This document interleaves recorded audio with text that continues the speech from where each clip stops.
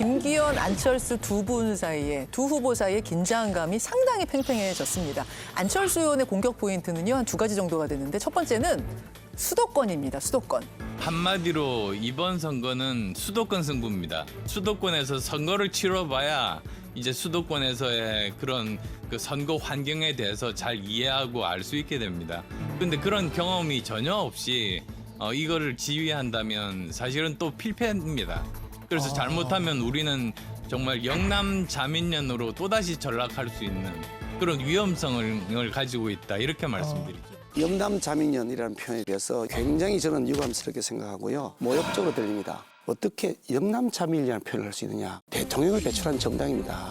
그리고 지방선거에서 우리가 압승을 한 정당입니다.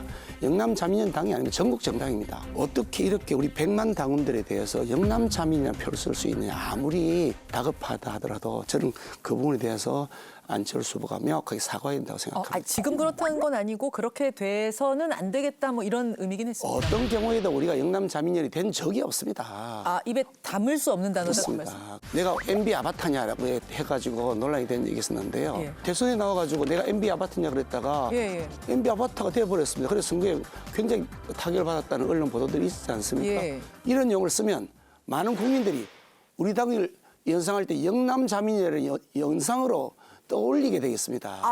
MB 아바타라고 아무도 생각하지 않는데 MB 아바타입니까? 라고 물어서 그 프레임이 씌워지듯이 그렇습니다. 이번 경우도 그럴 수 있다고 보시는 거예요? 그렇습니다. 어디 그 함부로 우리 당을 가지고 그렇게 모욕적 용어를 씁니까? 어떻게 이 당을 지켜가 살리는데요?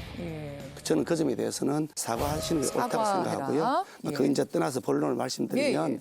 수도권 선거를 이기려 그러면요.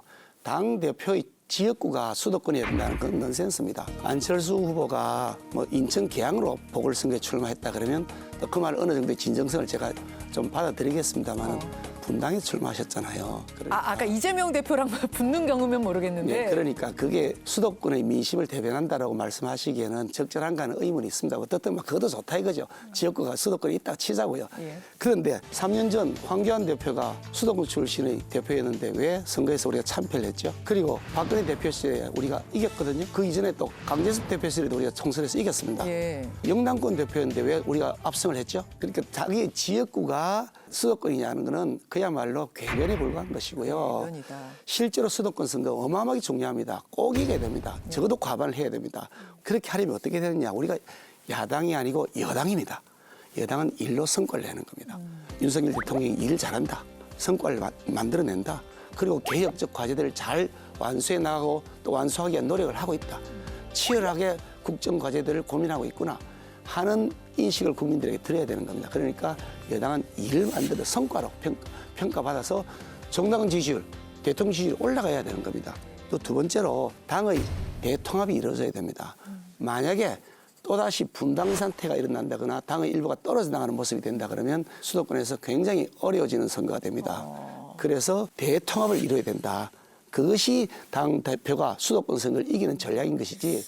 그런 면에서 제가 가장 적임자다고 말씀드리는 거죠. 알겠습니다. 수도권 당대표론에 대해서 이렇게 답변 주셨고요. 두 번째 공격 포인트는 공천 얘기더라고요. 공천 얘기. 당내 보면 공천에 대한 공포 분위기 때문에 함부로 다른 의원들에게 다가가지 못하고 있는 그런 분위기들이 실제로 있거든요. 이런 분위기 누가 만들었습니까? 김기현 의원이 만든 거거든요. 그래서 저는 그런 말장난 같은 거는 그만하고 공정하게 전당대회를 당원들의 축제의 장으로 만들자. 자, 안철수 의원의 이 말. 다시 쉽게 좀 번역하자면 공천 안 줄까 봐 의원들이 떨고 있다. 그래서 뭐 김기현 의원 쪽으로 이제 줄 선다 이런 이야기처럼 들려요. 어떻게 생각하세요? 그동안 사실 안철수 후보의 경우에는 거의 1인 정당의 지배주주인 대표를 많이 하셨죠. 사실은 혼자서 의사결정을 다 한 그런 구조화에 있었으니까 그런 문화에 좀 익숙할 수 있겠습니다만 우리 당은 그렇게 호락호락한 정당이 아니고요. 모든 재세력들이 합의해서 이루어진 정당이기 때문에 역사와 전통을 자랑하고 있는 정당입니다. 그러니까 그런 경험을 여기에 대입하기는 좀 쉽지 않다고 생각하는데 이게 진짜 별로 하고 싶진 않은데 뭘 또 하시려고 그러실까요? 아니 2018년도에 선거가 있었는데요. 예. 그때 안철수 대표가 대표를 하고 있었던 정당에서 송파, 노원 여기에 공천 파동들이 있었습니다. 예. 안철수 대표는 자기가 미는 사람을 거기다가 공천하려고 하면서 상대 세력하고 격렬하게 서로 간에 분쟁들이 있었죠. 본인 스스로 과거를 한번 돌아보시면 좋겠다는 생각하는데 저는 지금도 무게파입니다. 앞으로도 무게파할 거고요. 저는 민파할 겁니다. 민파. 민파? 국민파. 아, 윤파 아니세요, 윤파? 누가 윤파라 그래? 저는 민파라고 민파. 알겠습니다. 거기다가 공천을 하는 과정에서 그런 점을 제 정치 역적을 통해서 그걸 다 증명했던 것이고, 아니 그러니까 뭐 유승민, 이준석 쪽을 지지했다고 알려져 있던 분들도 김기현을 지지한다고 하고 있고, 나경원 전 대표 지지했던 분들도 김기현을 지지한다고 지금 합류하고 있지 않습니까? 그런 김기현에 대한 신뢰 자산이 바탕에 깔려져 있습니다. 그러니까 예. 그 점에 대해서 자꾸 그렇게 없는 걸 지어내서 자꾸 국민들 눈살 찌푸리게 안 했으면 좋겠습니다.